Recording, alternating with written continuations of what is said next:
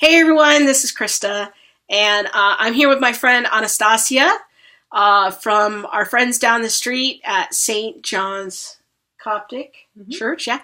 And I thought it would be great if we could talk about an ancient faith perspective as it connects to the Trinity in particular, because we have to understand the role that history plays into those conversations, don't you think? Yeah, absolutely. So we would say that Jesus taught the Trinity, the apostles taught the Trinity, Right. the followers of the apostles after them, the disciples of the apostles, they taught the Trinity, and that this was the widespread belief of the church. There was no time at which it wasn't the belief of the church. Correct. Until there was a minority voice that was rising up and starting to teach something new and different, which caused the necessity for a council. And that's a great point, because that minority voice, the one that is the biggest, is Arius. Yes. And Arius comes along. He's got a very interesting view of Jesus being a created being. That was part of his thesis. And that undermined the doctrine of the Trinity. And so, but Arius's beliefs, although he started out, kind of as he was a bishop, right? He was a local... Right, in Alexandria. In Alexandria. His beliefs spread. There was a lot of acceptance of his views. Right. And so that is kind of the pattern of how theology develops, is you're going along, hey, we all understand the Trinity, what it is. We're all teaching it. All the universal church is teaching it. In unison, and then somebody rises up and has a different idea. Right. And so Arius comes along, he's got a different idea, and he starts propagating that. But that's a local manifestation. Right. The universal teachings of the church, that's a given. The things that were handed down by the apostles, and of course in different communities, there might be different expressions that are allowed because of cultural, but then there are the core doctrines. And then you'll have a heresy, a wrong teaching, a heterodoxy. Orthodoxy is straight teaching, and then heterodoxy is other teaching. Then you have something like that rise up. After multiple attempts of trying to correct him, and he continued to propagate this idea, it did require a full council. So the church comes to him, church leaders come to him and say, hey. Matthew 18.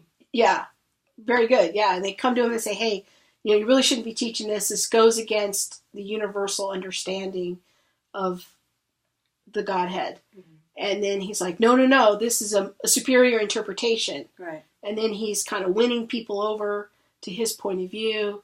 There's multiple corrections. And so then they've got to have a wider council. They get these bishops together to decide this matter.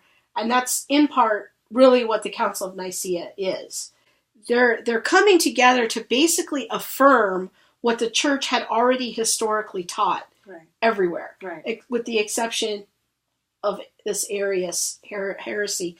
Now, you mentioned earlier Athanasius, and he plays a prominent role in this, because he really he's a deacon at the time, but he kind of becomes the main advocate for the traditional position and explaining it and providing the biblical support for it. So he's a real hero of the faith. And we don't talk much about Christian heroes, but really Athanasius is an amazing Christian hero because he stood up for what the church had historically believed. My husband says that if it wasn't for Athanasius, we would all be Jehovah's Witnesses.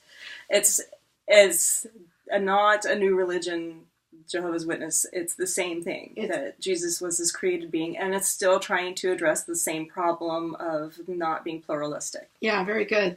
So Athanasius rises up, explains kind of the historic or traditional position. They sign on to it. Arius, and I think there's a couple other bishops that don't sign on to it. But then Arianism doesn't just fade away. No, it goes strong. It almost escalates after that. And that's why we have another council in 381 where they reaffirm, what the church has historically believed. So when we think about theology, we have to understand a little bit about history. Yeah. And how that works and how controversy works within that to help us clarify doctrine. Exactly. And how that history is codified for the sake of the church and for the sake of the person that's teaching the heresy. We want them to be restored. Mm-hmm. We want them to repent.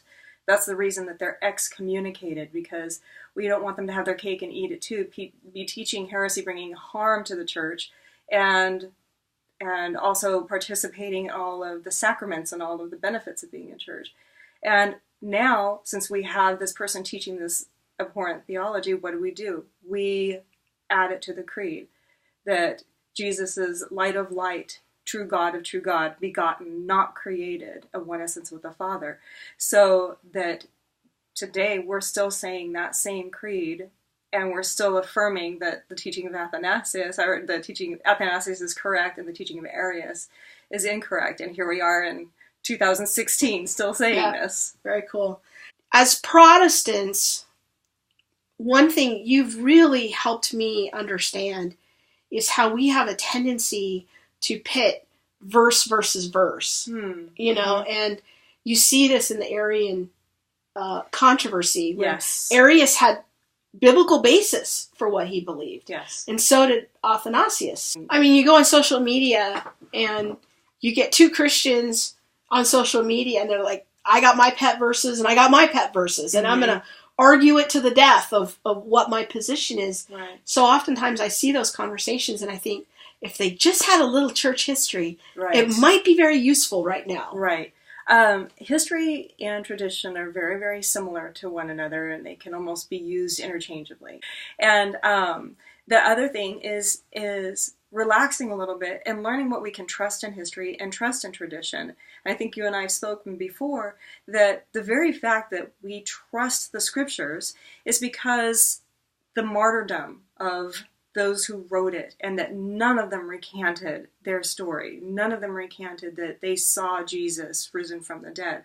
Well, that's not in the Bible, that they went to their martyrdoms saying this. This is a tradition, this is history, this is our teaching.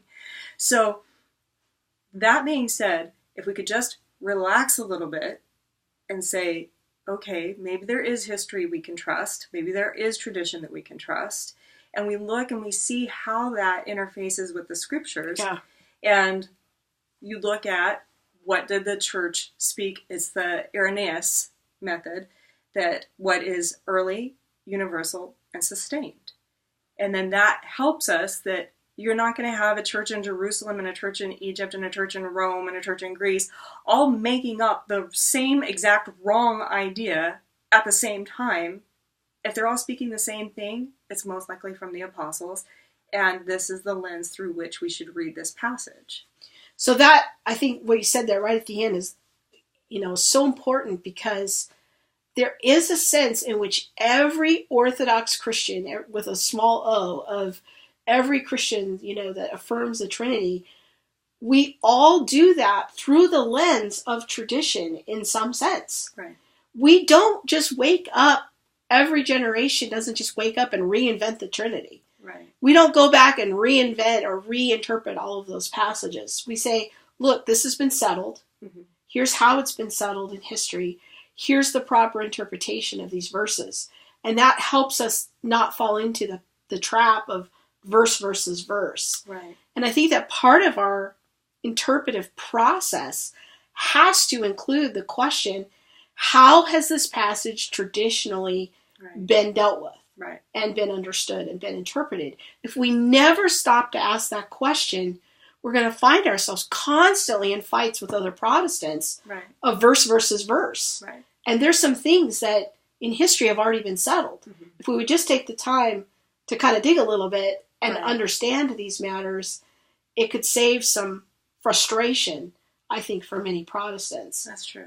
I'll tell you a short story of something that happened to me. I was experiencing abuse in a workplace, and when I was trying to go through the proper methods, I was told that love keeps no records of wrongs. And I was keeping due diligence, which is a legal document about the records of wrongs that were being done to me.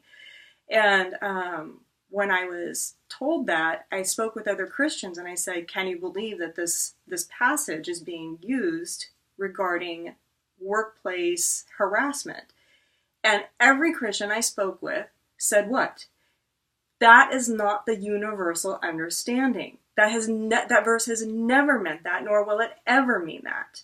So this is like, my point is that this is a good starting point to say, can you just pick a verse and say, well, this makes sense in this context, right? You're keeping a record of wrong if you're being loving and God is love, and you're not being Christ-like by keeping a record of wrongs. But that is not the context, and the church has never said that.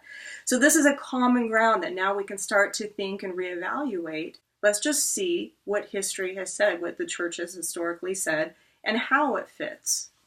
That's a great story, because I think there's so much wisdom in looking at how a verse has historically been interpreted and applied. Right. That we as Protestants have a tendency to constantly want to reinvent our own interpretations without consulting history first. Yeah. And I think the Trinity is such a great case study of how we can do that. And that there are some things that are just settled, and it can be a relief to our conscience to know, like, hey, this is how these verses have been applied and understood, and we can all move forward and then investigate that, how does that apply to me and transform my life. And